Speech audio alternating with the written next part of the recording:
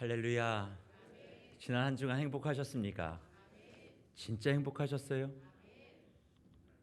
입술로는 아멘이신데 표정은 아니신데 주 안에서 날로 행복해지시는 우리 성도님들 되시기를 바랍니다. 행복이 도대체 뭘까? 어떻게 하면 행복이 될까? 세상은 이런저런 이야기들을 참 많이 합니다. 이게 있어야 되고 저게 있어야 되고 이게 필요하고 저게 필요하고, 그래서 사람들이 다 행복을 찾기 위하여 죽을 힘을 다해서 일합니다. 근데 죽을 힘을 다해서 일하면 뭘 얻습니까? 돈을 얻겠죠. 돈이 있어야 행복하다고 생각하니까 죽을 힘을 다해서 일하지, 그거 없어도 살만하면 우리가 그렇게 애를 쓰겠습니까? 그런데 그것이 우리에게 참된 기쁨은 가져다 주지 못하지요. 그래서 행복이 뭐냐? 성경은 우리가 행복할 수 있는 방법에 대해서 이렇게 저렇게 이야기하는데, 그 행복의 출발이 복음이라고 하는 것이다, 그렇게 성경은 이야기합니다. 그러면 복음이 도대체 뭐냐? 복음이라고 하는 단어를 그대로 풀면 복복자이다, 소리 음자예요. 복 들어오는 소리, 복 굴러 들어오는 소리, 복 있는 소리, 그게 복음입니다. 근데 그 복음은 세상이 얘기하는 것과 복음이 좀 의미가 달라요. 만약에 세상이 관심을 갖고 있는 복음이라면 교회가 이야기하고 있는 복음을 들을 때마다 세상이 관심을 가져야 될 텐데 관심을 갖지 않습니다. 세상 사람들이 생각하고 있는 복과 교회가 얘기하는, 말씀이 얘기하는 복이 차이가 있기 때문에 그래요. 그래서 세상 사람들이 관심이 없어요. 그런데 저는 그렇기 때문에 세상 사람들도 관심이 없지만, 우리가 복음을 잘 몰라서, 우리가 복음을 잘 이해하지 못해서, 우리가 보여줘야 될 복 있는 사람이 뭔지를 우리도 잘 모르니까 세상에게 잘 얘기를 해주지 못하는 거죠. 그러니까 세상이 말씀이 얘기하는 복음을 오해하는 거예요. 그러니까 그 복음을 아무리 얘기해줘도 야, 결국 그래서 뭐가 다른데? 뭐가 틀린데? 우리가 얘기하는 것과 뭐가 달라? 내가 볼 땐 똑같은데? 라고 생각하는 그런 혼선을 교회가 자꾸 주고 있기 때문에 요즘 예수 믿는 이들의 얼굴 속에 그 행복이 점점 더 줄어들고 있는 것은 아닌가, 그렇게 생각합니다. 그러면 도대체 성경이 얘기하고 있는, 말씀이 얘기하고 있는 복음이 무엇인가? 오늘 본문은 복음을 이렇게 설명합니다. 마가복음 1장 1절이지요. 하나님의 아들 예수 그리스도의 복음의 시작이라, 그렇게 말씀합니다. 복음이 하나님의 아들 예수 그리스도라는 거예요. 그럼 이런 이야기를 들으면 목사님 맞지요? 어릴 때부터 그렇게 들었습니다. 이 교회당에서 얼마나 많은 그 복음 설교를 들었는데, 복음은 예수 그리스도다. 그 예수 그리스도는 하나님의 아들이다. 예수를 믿으면 우리가 구원을 얻는다. 그러니 예수를 믿어라. 예수를 믿어야 천국 간다. 수없이 들었던 그 복음 오늘도 목사님 말씀하시려고 하시는 거 아닙니까? 라고 하는 분들에게 저는 이 복음의 진짜 의미는 그것이기도 하지만 그 이면에 하나님이 예쁘게 담아놓은 진짜 복음의 진수가 있다라고 말씀을 좀 드리려고 해요. 그 말씀이 어디 있느냐? 이사야서 40장 9절과 11절 말씀에 보면 이 말씀이 왜 복음인지 우리가 이해하게 됩니다. 그 말씀에 이렇게 기록합니다. 아름다운 소식을 시온에 전하는 자여, 너는 높은 산에 오르라. 아름다운 소식을 예루살렘에게 전하는 자여, 너는 힘써 소리를 높이라. 두려워하지 말고 소리를 높여 유다의 성읍들에게 이르기를 너희의 하나님을 보라 하라. 보라, 주 여호와께서 장차 강한 자로 임하실 것이요 친히 그의 팔로 다스리실 것이니라. 보라, 상급이 그에게 있고 보응이 그의 앞에 있으며 그는 목자같이 양떼를 먹이시며 어린 양을 그 팔로 모아 품에 안으시며 젖먹이는 암컷들을 온순히 인도하시리로다. 아멘. 이 9절 말씀을 앞에 보면 자막을 한번 다시 보여주시면 이렇게 되어 있습니다. 뭐라고 되어 있냐면 아름다운 소식을 시온에 전하는 자요. 저 아름다운 소식이 복음이에요. 그러니까 복음을 전하는 자, 너는 힘써 뭐하라? 소리를 높여라. 그 복음을 전하기 위해서 네가 소리를 높여라. 그러니까 두려워하지 말라는 거예요. 그리고 다음 구절에 뭐라고 되어 있냐면 소리를 높여서 성읍들에게 이르기를. 자, 그럼 아름다운 소식을 전하는, 복음을 소식을 전하는, 정말 복된 소식을 전하는 사람들에게 두려워하지 말고 소리를 높여서 이걸 전하라는 거예요. 그럼 전하는 내용이 뭡니까? 너희의 하나님을 보는 것. 보라, 주 여호와께서 장차 강한 자로 임하실 것이고 그의 팔로 다스릴 것이다. 그러니까 무슨 말씀을 지금 하고 있냐면 복음이란 다른 게 아니라 하나님을 보는 거라는 거예요.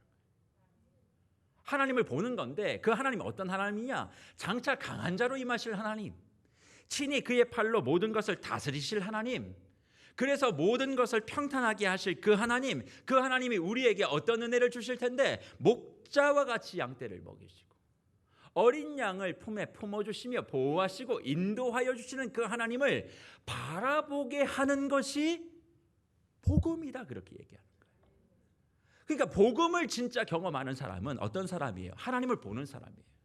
근데 그 하나님이 어떤 하나님이에요? 전능하신 하나님, 죽은 자도 살리시는 하나님, 없는 것도 있게 만드시는 하나님, 그리고 나를 양떼를 안는 팔과 같이 따사롭게 나를 안아주시고 인도하여 주시고 보호해 주시는 하나님을 내 눈으로 바라보고 살아가는 사람이 복음을 아는 사람들이에요. 그런데 교회에서 예수를 믿고 예배를 드려도 내 모든 관심이 어디 있어요? 성공에 있고, 집 한 채 사는 거에 있고, 건강한 거에 있고, 돈 많이 버는 거, 사업 잘 되는 거. 그러니까 그거를 바라보니까 복음이라고 하는 것은 하나님을 바라보는 건데, 여기 와서도 주님, 나 세상에 이게 필요해요, 저게 필요해요, 그거 주면 축복, 안 주면 나 싫어하고 나만 버리고 나만 미워하는 거라고 하나님 앞에 떼쓰는 게 혹시 우리의 모습은 아닐까요? 진짜 복음을 복음답게 받아들이면 하나님은 내 상황은 이렇지만 능력자이시고 나를 지키시고 인도하여 주시는 분인 것을 내가 봅니다. 그러니 세상을 향해서 복음을 전한다라고 얘기할 땐 예수 믿으면 복 받아요, 예수 믿으면 천국 가요, 다 맞는 얘기예요. 그러나 그 복은 하나님을 보는 복. 그러니 예수를 믿어도 내가 복음을 전하는 누군가보다 내 모든 형편과 여건들이 안 좋을 수 있어요. 그래도 당당하게 얘기할 수 있는 건 복음은 당신이 보지 못하는 저 하나님을 보는 것입니다. 저 하나님을 바라보니 당신과도 같은 재화가 내게 없어도 나는 행복합니다.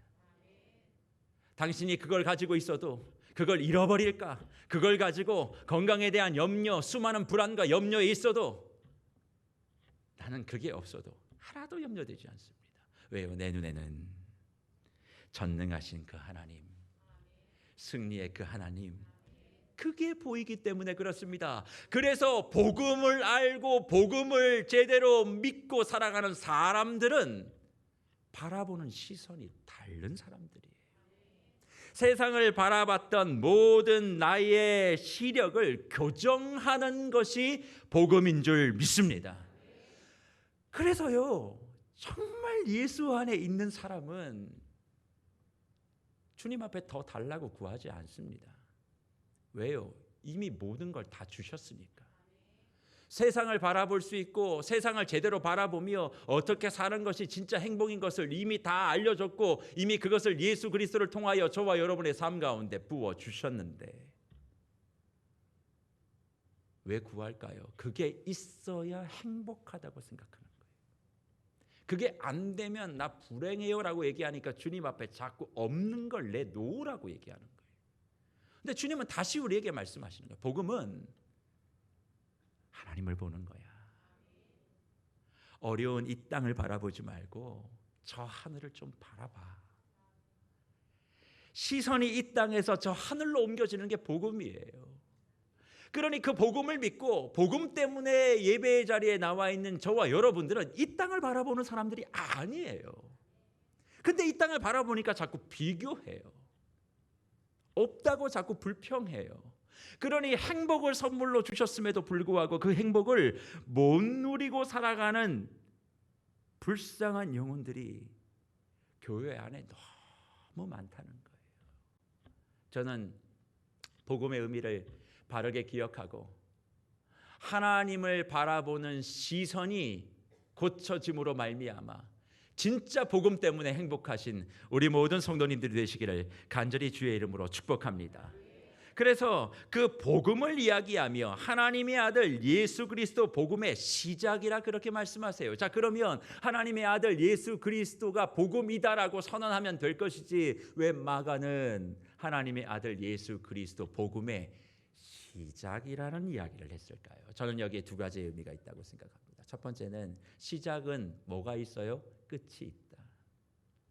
시작은 반드시 끝이 있는 거예요. 그런데 마가복음 1장을 열며 하나님의 아들 예수 그리스도의 복음의 시작이라고 하는 것은 마가복음 16장까지 이 복음을 이야기하겠다라고 하는 의미도 담겨져 있고 16장을 넘어 주님 오실 때까지 하나님을 바라보는 이 복음의 역사와 기록은 계속되어야 한다는 그 의미를 담고 있다고 생각합니다. 그런데 두 번째 더 큰 의미, 더 중요한 의미가 있다고 생각해요. 하나님의 아들 예수 그리스도의 복음의 시작이라고 하는 이 시작이 헬라어로는 아르케인데 이 아르케라고 하는 말은 창세기 1장 1절을 기억하시겠습니까? 모르시진 않으시죠? 태초에 하나님이 천지를 창조하셨느니라. 이 태초라고 하는 말이 이 베레시트라고 하는 히브리인데 이 히브리 말을 헬라어로 번역해서 쓰면 아르케가 되는 거예요. 그러니까 하나님의 아들 예수 그리스도 복음의 시작이라고 하는 것은 창세기 1장 1절에 하나님이 천지를 창조하셨을 때의 그 창조의 능력과 창조의 역사가 여기 있다 그렇게 말씀하는 겁니다. 그러면 그 말씀을 가지고 이 말씀을 해석해 보면 결국 복음이라는 것, 복음 아름다운 소식, 하나님을 바라보는 시선의 변화는 어떤 일이 벌어져요? 내 안에 새로운 창조를 가지고 온다는 것. 내 삶을 완전히 뒤집어 놓는 역사가 있게 된다라는 사실을 우리에게 말씀해 주고 있는 것입니다. 그래서 복음은 예수 믿고 천국 가고 예수 믿으면 모든 일이 다 형통하게 되어지는 것만 이야기하는 것이 아니라 하나님을 바라보는 시선으로 이 세상을 바라보게 되어지니까 내가 달라진 거예요. 똑같은 사람인데 내가 아니에요.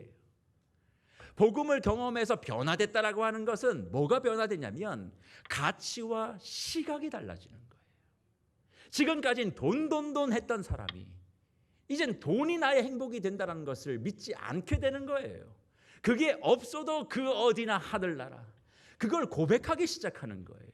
움켜쥐는 자가 이제는 그걸 풀어놓기 시작하고 내가 이게 없어도 행복할 수 있다라고 생각하며 살아가는 완전한 창조의 변화를 경험하는 것이 복음의 시작이라는 말 속에 담겨져 있다는 사실이죠. 자, 그러면 그 복음을 듣고 새로운 창조를 경험하는 사람의 구체적인 모습이 도대체 어떤 것일까? 그 본문은 오늘 우리가 읽은 말씀 가운데 2절과 3절에 등장해요. 이렇게 기록합니다. 선지자 이사야의 글에 보라, 내가 내 사자를 내 앞에 보내노니 그가 내 길을 준비하리라. 광야에 외치는 자의 소리가 있어 이르되 너희는 주의 길을 준비하라. 그의 오실 길을 곧게 하라. 기록된 것과 같다. 그렇게 말씀합니다. 사실 광야에 외치는 자의 소리라고 하는 말씀을 많이 들어봤을 거예요. 세례 요한을 늘 예표할 때 등장하고 있는 말이 광야에 외치는 자의 소리입니다. 그런데 그 광야에 외치는 자의 소리가 하는 일이 있어요. 주의 길을 예비하는 거예요. 주님이 오실 그 길을 예비하는 것이 광야에 외치는 자의 소리. 그래서 이것을 선지자 이사야의 말을 통해서 인용한다. 그렇게 이야기를 하면서 우리에게 제시를 해주고 있습니다. 그런데 이 세례 요한의 이 말씀은 사실은 출애굽기 23장에 등장하고 있는 30절의 말씀, 그 말씀이 뭡니까? 이 말씀입니다. 내가 사자를 내 앞에 보내어 길에서 너를 보호하여 너를 내가 예비한 곳에 이르게 하리라 라고 하는 말씀이 배경에 깔려 있어요. 그러면 저 출애굽기 23장은 어떤 배경을 통해서 말씀하고 있는 것이냐면 출애굽기 24장에 신의 언약을 맺으십니다. 출애굽한 이스라엘 백성과 함께 내가 너의 주인이 되어주겠다. 다시 한번 네가 내 말을 지키면 네가 나의 언약 백성이 되는 거야. 그것을 언약을 하나님께서 하시는 그 장면 앞에 이 말씀을 지금 하고 계시는 거예요. 사자를 내가 길 앞에 보내서 너를 보호할 거야 라고 하는 그 말씀을 주신다는 것이죠. 그러면 이 말씀을 어떻게 해석할 수 있겠습니까? 결국 복음의 시작이라고 하는 것, 그 복음을 가지고 살아가는 삶의 그 어떤 모습은 새로운 창조를 의미하는데, 새로운 창조는 다른 것이 아니야. 출애굽하는 거예요. 출애굽하는 그 역사가 새로운 창조다, 그렇게 얘기하는 거죠. 그러면 출애굽의 사건을 한번 떠올려 보십시오. 출애굽을 통해서 하나님이 말씀하시려고 했던 게 결국 뭐였습니까? 애굽의 10가지 대표되어지는 우상으로부터 억눌렸던 하나님의 백성이 그 우상에 짓눌렸던 삶을 포기하는 거예요. 그 신에게 가서 빌어야 내가 부유해지고 풍요해지는 그런 우상들 10가지를 정리하고 홍해를 건너가는 삶이 출애굽이었습니다. 그러니까 이것을 지금 현대적으로 저와 우리 성도님들에게 적용하자면, 돈이라고 하는 우상, 그게 있어야 행복해. 조금 더 넓은 집, 좋은 집, 더 좋은 차, 그게 있어야 평안할 수 있어. 이게 지금 세상의 우상이에요. TV를 켜보세요. 나오는 모든 얘기의 끝은 돈 아니면 권력이에요. 다 그것 때문에 싸우는 거예요. 그거 뺏으려고 저렇게 난리치는 거예요. 그러니 이 세상을 지배하고 있는 전체주의적 사고가 뭐겠어요? 돈이 행복을 준다. 돈 많이 벌어라. 그런데 하나님은 그것으로부터 네가 해방되어야 된다는 거예요. 자유로워져야 된다는 거예요. 돈 없이도 행복할 수 있다는 것을 예수 복음을 아는 너희가 보여야 된다는 거예요.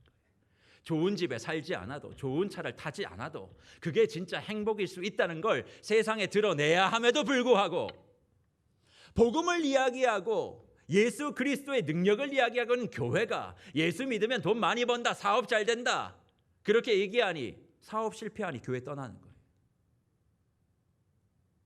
일이 안 되면 주님 살아계시지 않았다고 얘기하는 거예요. 복음은 이렇게 내가 세상으로 묶여져 있는 그런 모든 우상들로부터 출애굽하는 것, 그래서 광야에서 외치는 자의 소리로 주님 오시는 그날을 기다리고 사는 것, 이게 진짜 창조의 모습이라고 말씀하는 거죠. 그러니까 지금까지는 우상 중심으로 매여 있는 삶을 살다가 이제 하나님 중심으로 모든 것을 살기를 결단하는 것이 진짜 복음이라 말씀하세요. 그래서 오늘 우리가 읽은 본문에 등장하는 세례 요한이 한 것이 4절과 5절에 등장하는데, 결국 그 복음의 의미를 이해했던 세례 요한이 한 것이 뭡니까? 이렇게 얘기합니다. 만군의 여호와가, 이 말씀은 이전 말씀인데 오늘 본문 4절 말씀에 보면 이렇게 얘기하죠. 세례 요한이 광야에 이르러 죄 사함을 받게 하는 회개의 세례를 전파한다, 그렇게 말씀합니다. 그리고 5절 말씀에 뭐라고 얘기합니까? 온 유대 지방과 예루살렘 사람이 다 나아가 자기 죄를 자복하고 온 요단강에서 그에게 세례를 받더라, 그렇게 얘기합니다. 죄 사함을 받는 회개, 그리고 자기 죄를 자복하고 그에게 세례를 받는 이 두 가지의 모습, 이 공통점이 뭐라고 생각하십니까? 본문에서 얘기하는 건 결국 이거예요. 복음이라는 것, 새로운 창조라는 것, 새로운 출애굽이라는 것, 주의 길을 예비한다는 것, 이 모든 것은 공통적으로 하나를 이야기한다는 겁니다.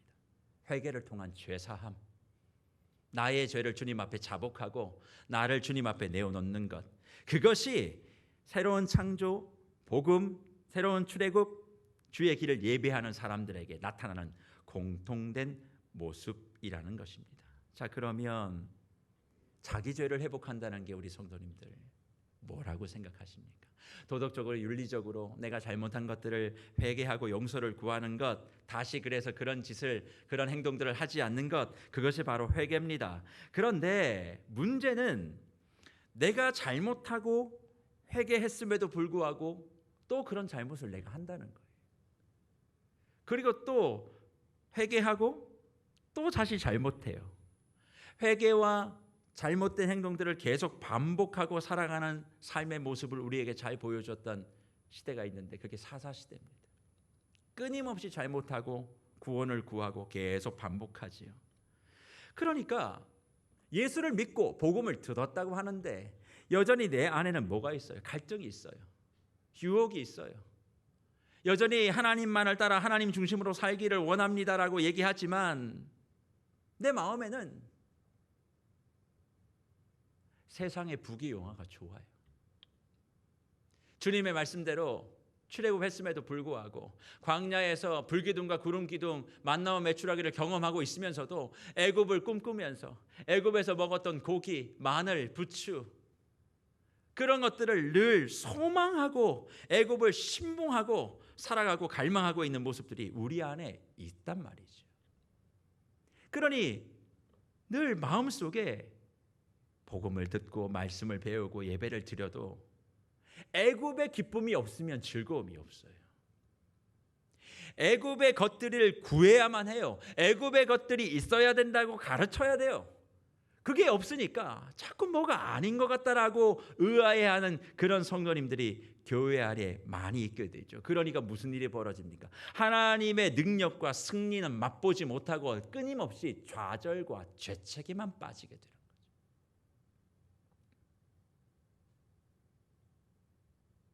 그러니 우리 어찌 해야 되겠습니까? 이걸 다 알고 있는데 괴어내지를 못해요. 머리로는 이해하는데 내 삶에는 그게 누려지지 않는다는 겁니다. 그런 저와 여러분들에게 5절 말씀이 뭐라고 얘기합니까? 온 유대 지방과 예루살렘 사람들이 다 나가 무슨 죄를? 자기 죄를 자복해라. 이게 해결되지 않으면 절대 우리 안에서 터져 나오는 애굽에 대한 동경들이 정리되지 않고 그게 정리가 되지 않으면 복음을 아무리 들어도 복음이 주는 새 창조와 새 출애굽의 자리에 나는 동승할 수 없다라고 말씀하는 것입니다. 자, 그러면 도대체 자기 죄를 자복한다는 것이 도대체 뭘까요? 사실 죄라고 하는 것에 대한 여러 가지 많은 해석들이 있습니다. 그런데 저는 오늘 이 죄를 이렇게 풀어보고 싶어요. 죄라고 하는 영어 단어가 SIN이라고 하는 sin입니다. sin인데 저건 그냥 제가 해석하는 거예요. SIN, S를 저는 그냥 사우스라고 얘기합니다. 남쪽이라고 하고 노스는 북쪽입니다. 그러니까 북쪽과 남쪽, 하늘과 땅 사이에 누가 있는 거야? 내가 있는 게 죄예요. 이해가 잘 안 되십니까? 온 세계 우주의 중심이 나라고요. 그렇게 살아가는 게 죄라고요. 모든 것의 중심이 나니까 어떤 일도 나 중심으로 돌아가야만 이게 마음이 좋아요. 내가 주인 돼야 되고 내가 스포트라이트를 받아야 되고 내가 제일 높은 자리에 올라가야 되고 내가 말한 대로 돼야 되고 내가 말한 대로 모든 것들이 다 진행되어야 그게 기분이 좋은 거예요. 근데 그렇게 살아가는 삶, 그런 가치, 그런 생각이 뭐라고요? sin, 죄라고 말씀하시는 거예요. 그러니까 여기서 자기 죄를 자복하라고 하는 것은 이 땅을 살아가면서 나 중심적인 생각들을 다 내어놓으라는 거예요. 내가 법을 지키고 윤리적으로 살아도 모든 삶의 주인이 나고 중심이 나라고 하는 것을 포기하는 것이 복음을 듣는 사람들의 모습이고 복음을 이해한 사람의 모습이고 자기 자신이 모든 것의 주인 되어진다는 것을 회개하는 사람만이 참된 창조와 출애굽을 경험한 사람이라고 말씀하고 있습니다. 그러니 내가 모든 세계와 우주의 중심이니 나를 불편하게 하는 사람은 다 나쁜 사람이에요.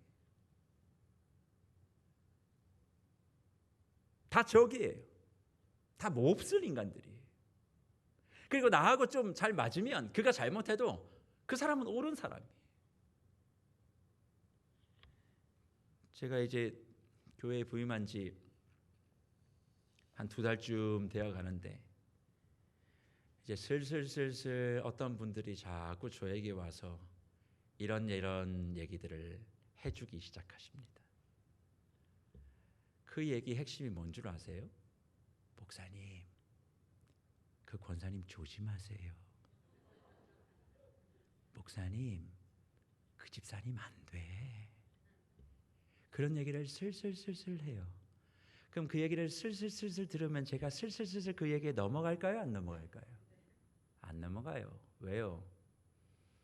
그분하고 그분 사이에 안 좋은 일이 있었던 거지. 사람은 내가 경험하기 전엔 몰라요. 누군가 내게 와서 누군가를 이야기하는 거는 반도 안 믿어요.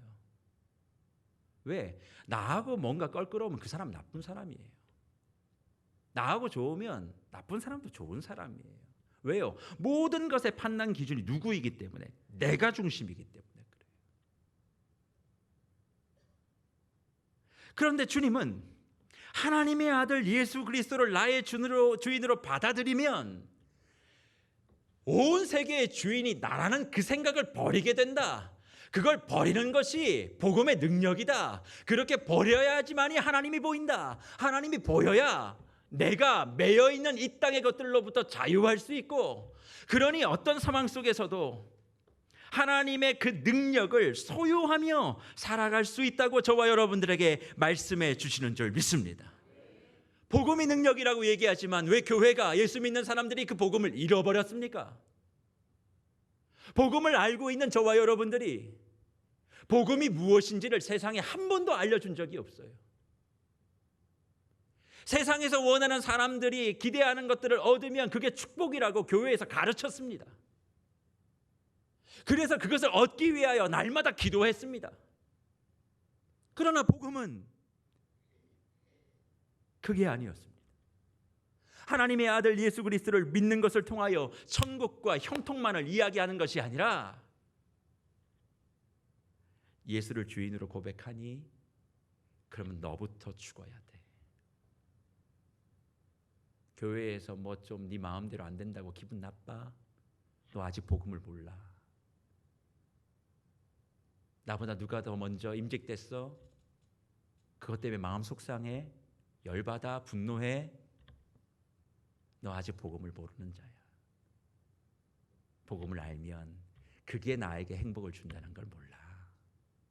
그게 아니라 진짜 하나님이 나에게 함께 하시며 하나님이 바라보는 것을 바라보니 내가 실패해도 거기에 행복이 있을 수 있고, 넘어져도 다시 일으켜 10발짝 100발짝 더 앞서게 하실 하나님을 바라보니 웃을 수 있다는 거예요.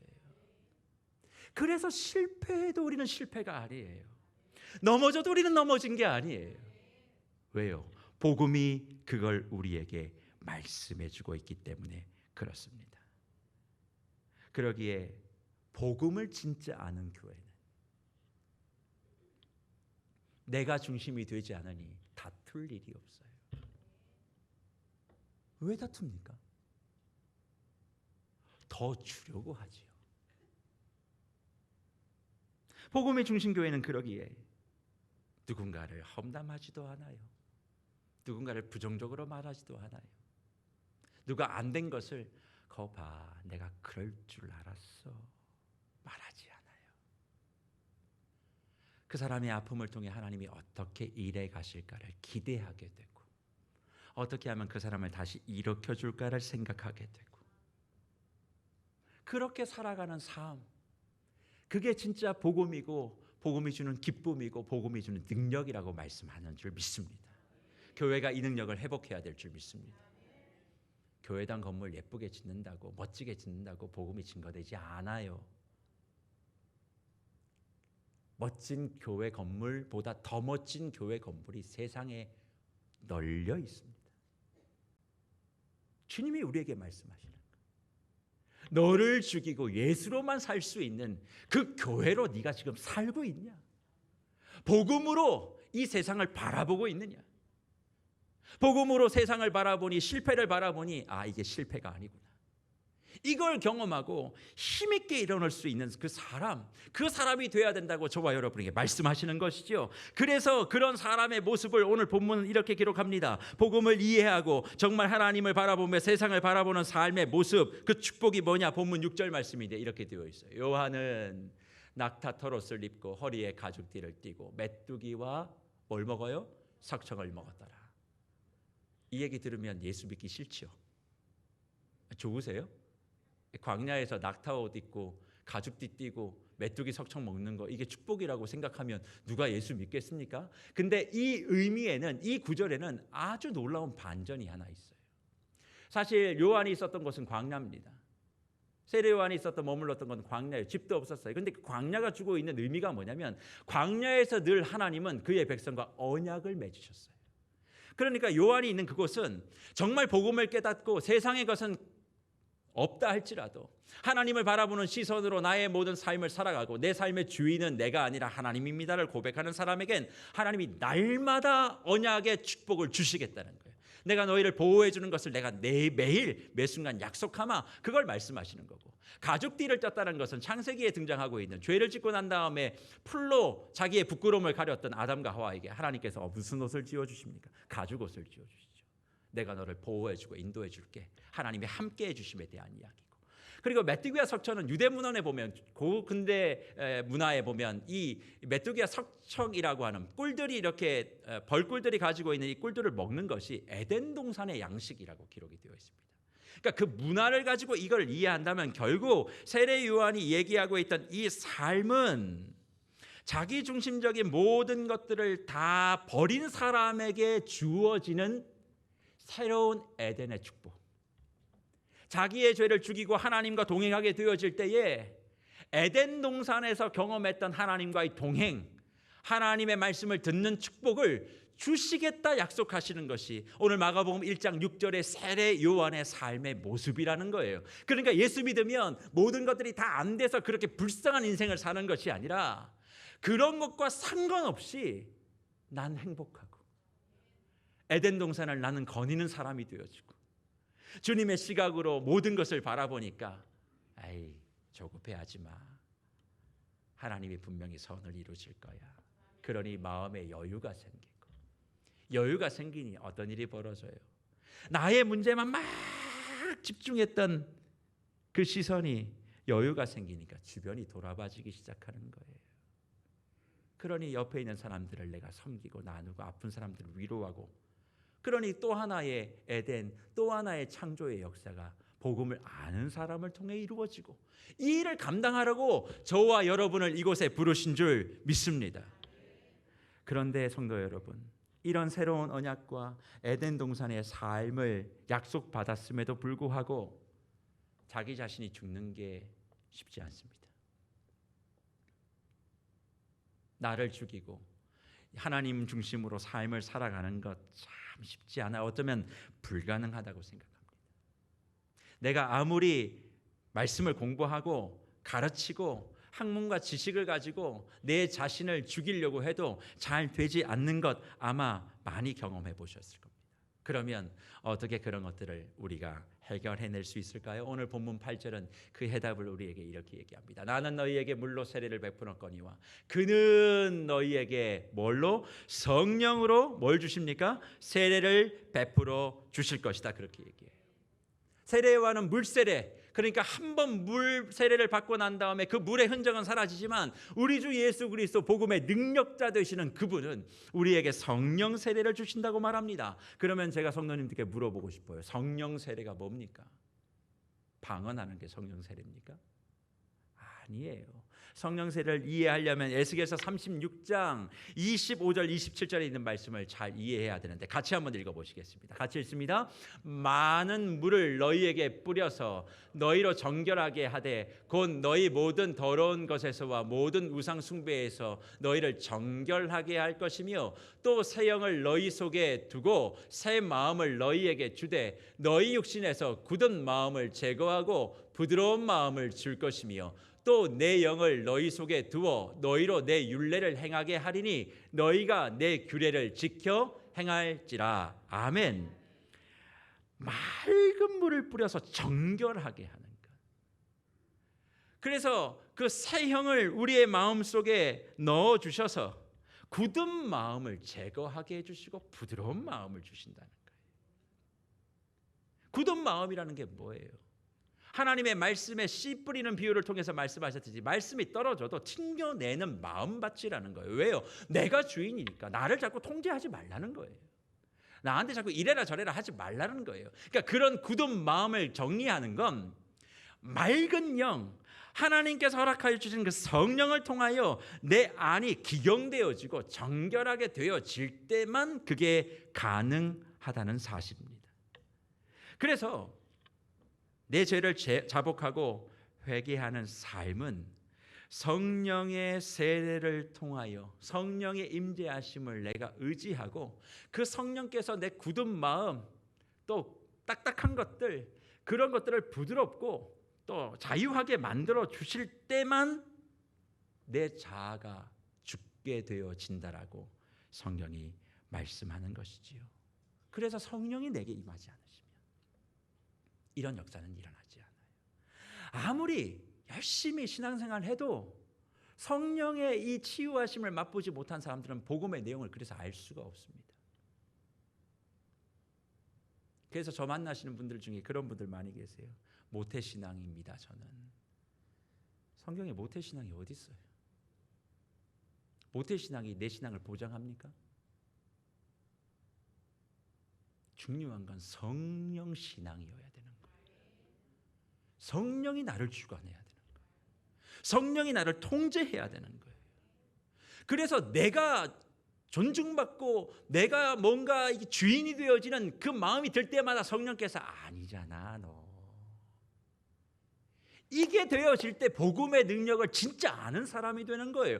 그러니까 여기 우리 모두가 다 예수를 믿고 교회에 나와서 예배를 드린다고 하지만 지금 성령께서 내 영과 혼과 육을 통제하고 있는가? 그 성령께서 기름 부으심으로 말미암아 나를 주관하면 무슨 일이 벌어지냐면 내 안에 죄가 자복되게 되어 있어요. 그래서 성령께서 함께 하시는 그 능력만큼 지수만큼 죄 고백이 달라요. 성령이 깊이 나를 통찰하시면 티끌 같은 것까지도 눈물을 펑펑 흘리고 엎어져 앉아있고 성령께서 함께하지 않으시면 바위만한 죄를 보고도 아무렇지도 않아요. 이게 인간의 모습이에요. 그래서 은혜 받을수록 회개의 자리를 지키는 거고 은혜 받을수록 눈물의 자리를 지키는 거고 은혜 받을수록 자기 이름은 내지 않으려고 하는 것이고 나는 죽고 예수만 사는 그런 인생, 그런 복음의 능력자, 그런 사람들이 있을 때 교회가 좋은 교회 되어지고 그 교회를 섬기는 성도가 행복한 성도가 되는 줄 믿습니다. 하늘과 땅 사이에 내가 없으니 누군가와 다툴 일도 없어요. 누군가를 뺏을 일도 없어요.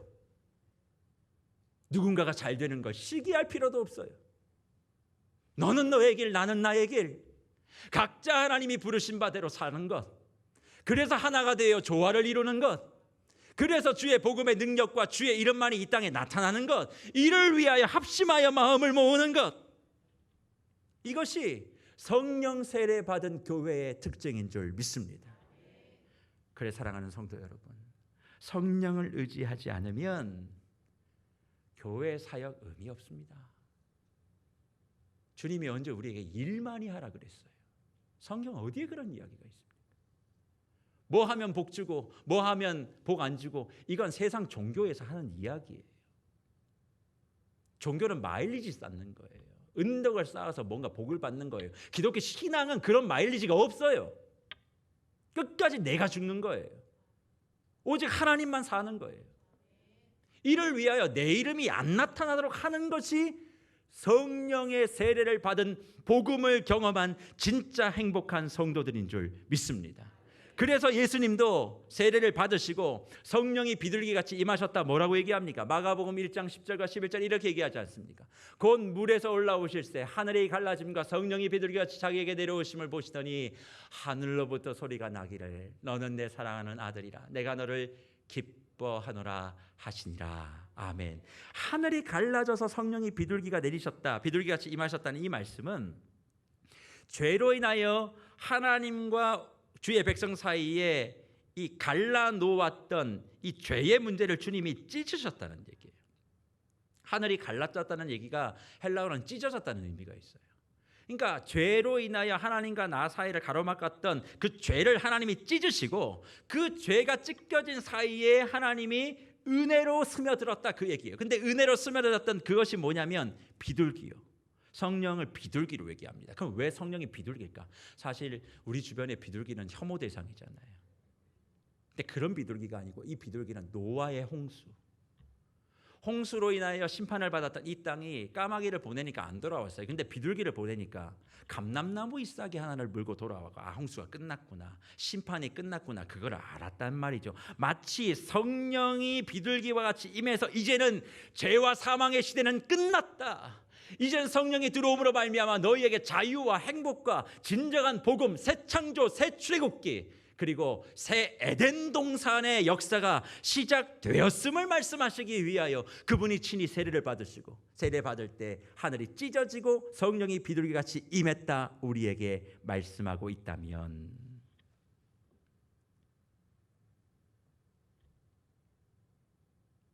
하나님이 지금 우리를 바라보시며 너는 내 사랑하는 자, 기뻐하는 자라의 말씀을 듣기를 원하냐? 그렇다면 하나님과 너 사이에 가로막고 있는 그 죄의 문제, 그 죄는 다른 게 아니라 네가 주인 되는 거야. 그거를 좀 자복하고 찢어버려. 성령께서 역사하심을 의지하고 그거를 버리면 새로운 창조와 새로운 시대로 행복한 삶을 살 수 있을 것이다. 저와 여러분에게 말씀하는 줄 믿습니다. 그래서 말씀을 마무리하며 저는 오늘 이 말씀이 우리 세계로교회의 신앙과 사역의 기준점이 되는 말씀이기를 소망합니다. 열심히 오래 교회 다녔다고 해서 그 사람이 복음의 사람 아닙니다. 나중된 자가 먼저 된다는 그 말씀을 우리가 기억한다면, 나중돼도 성령 안에 머무는 사람이 먼저 되는 역사가 기독교 신앙이에요. 기독교 신앙은 연수가 아닙니다. 지금 이 시간 내가 성령과 동행하여 내 안에 있는 자아를 죽이고 주님만이 드러나며 주님이 나를 바라보시며 기뻐하고 사랑스러운 자녀라는 소식을 듣고 있는가? 그 복음을 듣고 있는 사람 되어 세상에 하나님을 알지 못하는 자들이 돈에, 명예에, 권력에 행복이 있는 줄 알고 달려나갈 때 그게 아니야. 진짜 행복은 하나님을 바라보는 거야. 나 너보다 못나고 배운 거 없어. 그래도 난 너보다 더 행복해. 하나님이 내게 지금 말씀하시거든. 하나님이 나를 사용하신다 하셨거든. 돈 그거 죽을 때 안 가지고 가잖아. 나는 그래서 자유해. 그리고 그런 사람들이 내 모습을 바라볼 때 뭔가 다르다. 그걸 감당하라고 복음으로 저와 여러분을 불러 세계로 교회에 되게 한 거예요. 그렇다면 세상이 알지 못하는 행복을 우리가 복음 안에 누려야 되지 않겠습니까? 세상이 누리는 행복을 교회가 자꾸 이야기하니까 교회가 능력을 잃어버리는 거예요. 교회는 세상이 주는 행복을 줄 수 없는 곳입니다. 아무리 예배드린다고 해도 저는 여러분께 주택 청약을 약속해 드릴 수가 없습니다. 그러나 한 가지는 약속합니다. 하나님으로 행복할 수 있다. 성령으로 행복할 수 있다. 내 시선과 인생의 모든 가치가 굳어진 그 마음들이 성령 안에 찢어지고 녹아질 때 이제는 믿는 척, 복음을 아는 척 살았던 그 모든 삶들을 청산하고 진짜 주님 내가 좋은 교회 되게 해주십시오. 그 안에 내가 행복한 삶을 살게 해주십시오. 그렇게 다짐하고 걸어갈 때에 우리가 아는 그 복음이 또 복음을 먹으면 내 삶이 이 세상을 아름답게 비춰낼 줄 믿습니다.